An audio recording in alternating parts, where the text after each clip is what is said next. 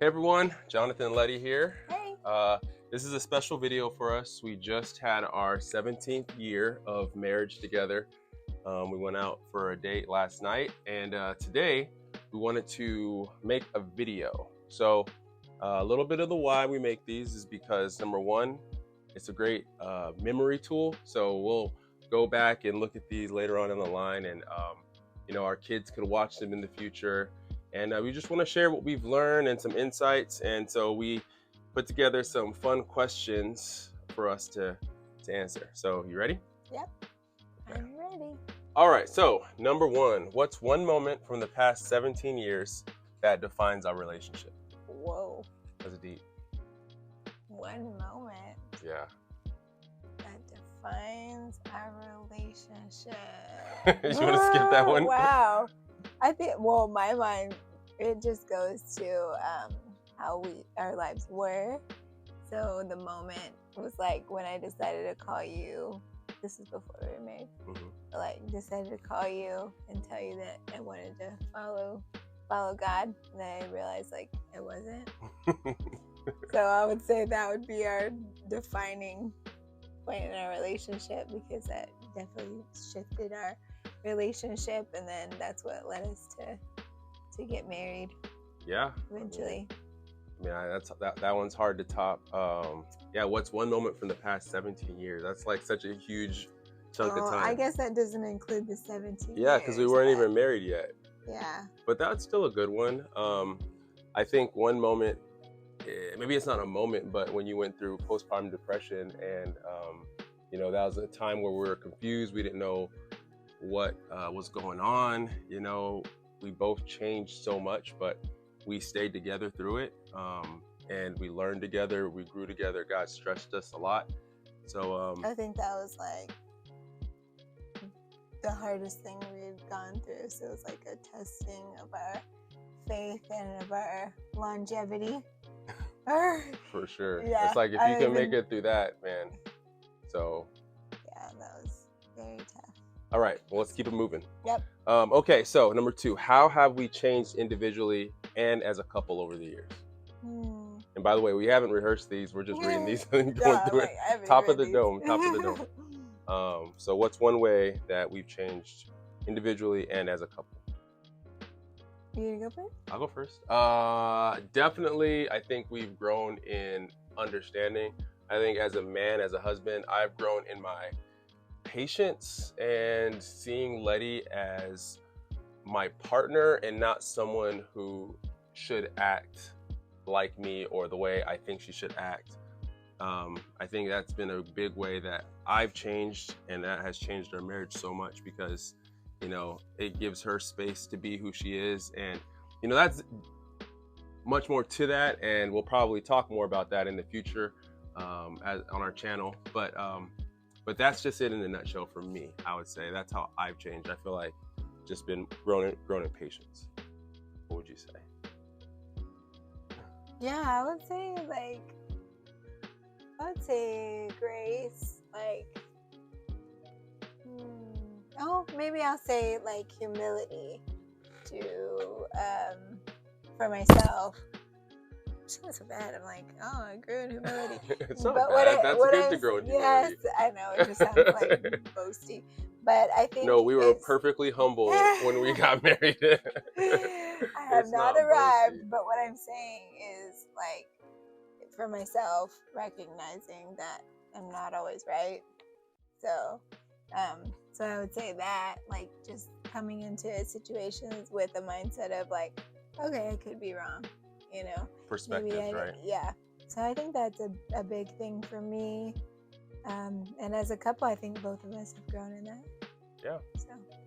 All right. So by the way, there's some categories. So that was the celebration and reflection category. Now the humor and fun one. So what's the funniest misunderstanding we've had? The funniest. Oh, misunderstandings don't seem funny when you're going through that. I don't know if there was any funny ones. Who made these questions? No, what's the funniest misunderstanding we've had? Oh man, my mind right now goes to the grocery store when I'm sitting in the grocery store, and then it's babe, did you get that? And then you're like, what? You asked for that? but I don't know if that would be a misunderstanding. But Yeah, but we it's not always funny. have them. Me and Letty think so differently. My brain works so much different than her. So it's like, we'll say something and, we'll totally interpret it the wrong way. I'm trying to think of a specific example. I can't think of any right now. Anyway, We'll think about it later. We'll move on. We'll move on. So what's the most ridiculous thing we've ever argued about? Okay, you were wondering why I was laughing right before the video. Okay. It's because I saw that question as you were scrolling. It's because like I had my arm like this, and you like kind of like pushed it out of the way. I said excuse me because I had to move my arm. But like sometimes I had to grab I like the phone. to be close. Yeah, and I And can't he'll do. like just go like this or something. I just move. And so then we've argued about it because I'm like, fine, you know what I mean? Yes. See, guys, misunderstandings. But look, then I agree with this. I'm like, oh, he's not just trying to push me away. It was like he didn't realize he did that. Just trying to move his arm. And then you're like, why are you laughing? I'm like, no reason. I was gonna bring it up here. I would say this morning we literally were arguing about who has stronger abs. And we brought our neighbor in on it.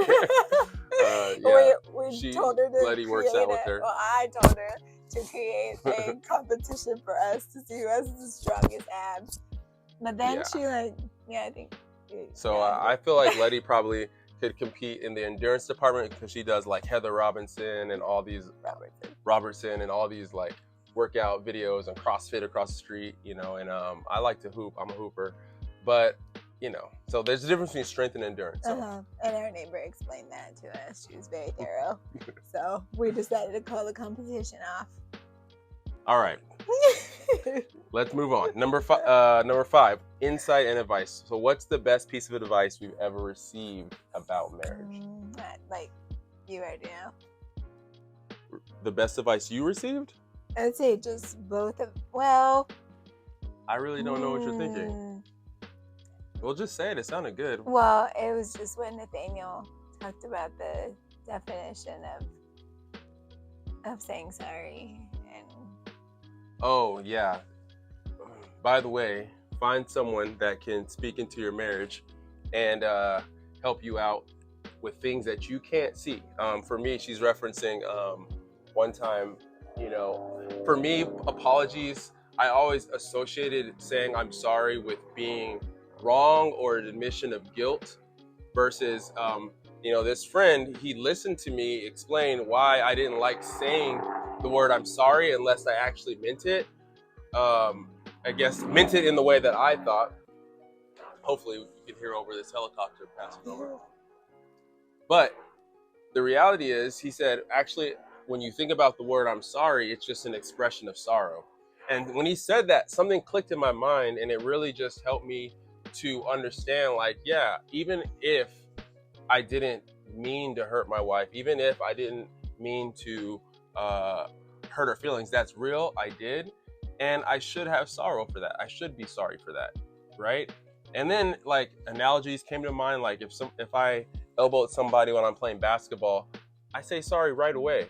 So I'm not saying, oh, I meant to elbow you in the face. I literally got a guy stitches one time just because I came down, and I was like, oh, I'm so sorry. But then with my wife, I can hurt her emotionally, and why is I'm sorry? Unintentionally. Unintentionally. Yeah. And it gets stuck in my lips. So I think once I got that through my head, that was super helpful. So shout out Nathaniel. Mm-hmm. So yeah, we'll stick with that one. All right, how do we keep the spark alive after 17 years? Like this. All right. See that? That's how you do it, guys. That's my answer. Okay. I'm just kidding. I would say like the connecting, making sure that we get in like a date, a touch point through the week, at least once a week. But I feel like we spend time, more often during the week, like quality time, but just that one specific time, making sure that we, whether it's go get coffee or take a walk around the block, or it could be something more than that, but just making sure that we do that. Yeah, like I think Jordan Peterson said that if you don't spend at least like 1 to 3 hours a week just interacting one-on-one, talking about the state of affairs of the family, talking about, your struggles, your highs, your lows. If you don't do that, the bare minimum, then your marriage is headed in the wrong direction. Mhm. So I think me and Letty kind of figure that out, intuitively. And we just learn, like, if we're not, praying in the morning, right? And so that is, yeah. that's one thing we Man, do. I forgot about that. Like praying every morning together.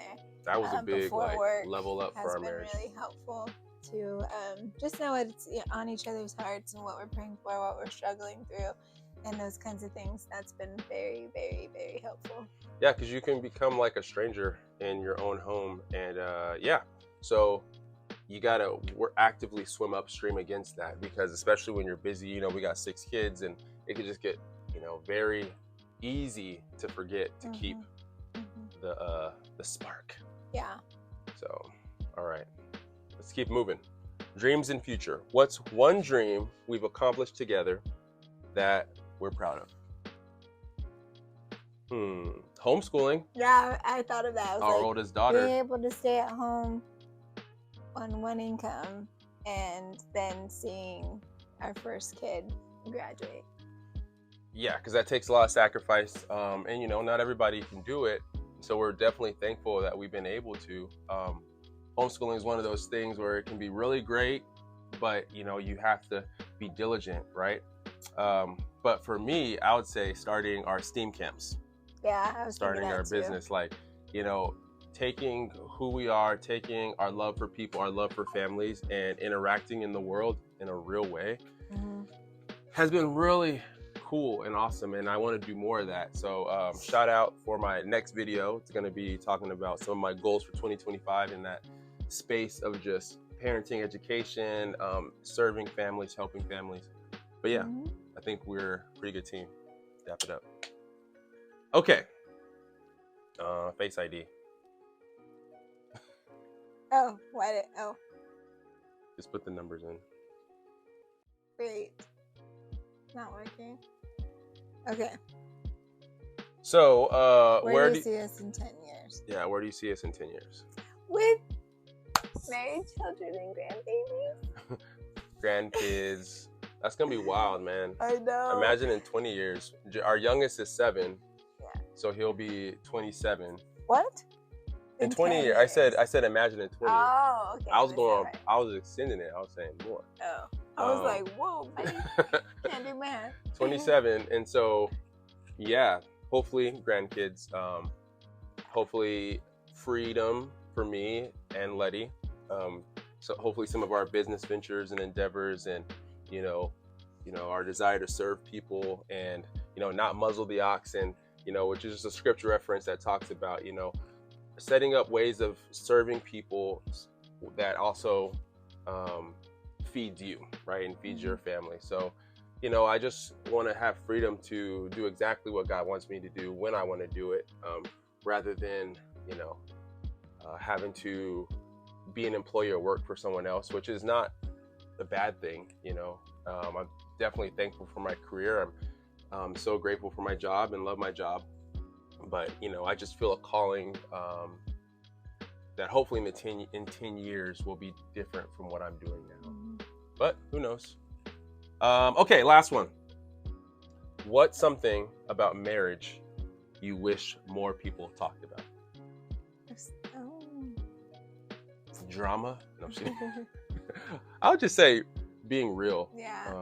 Being real with your struggles. Don't try to act like you're perfect. There's this podcast, or it was like a documentary called Shiny People. And I've been real careful, like, making these videos and wanting to help people using social media. Not wanting to act like me and Letty are perfect, that we have it all figured out. Because I would say, like, our first several years of marriage is like, we didn't really share much about what we were struggling through and stuff like that.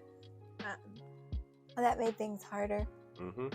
And we started inviting, you got to be wise, right? Inviting people into our mess, into our problems, into our struggles. And then you find out, hey, Jonathan, here's why you should say sorry more often. And it's like, You know, because there's a difference between a healthy marriage, which I believe me and Letty have a healthy marriage, and a perfect marriage. And we're never going to be perfect. And we all have struggles. We all have misunderstandings. We all get on each other's nerves, and we all have communication pitfalls and cycles.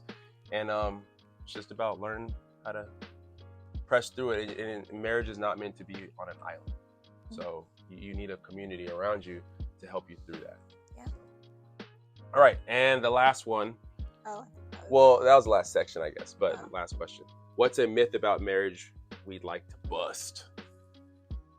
I guess we kind of said it with that one, right? Yeah.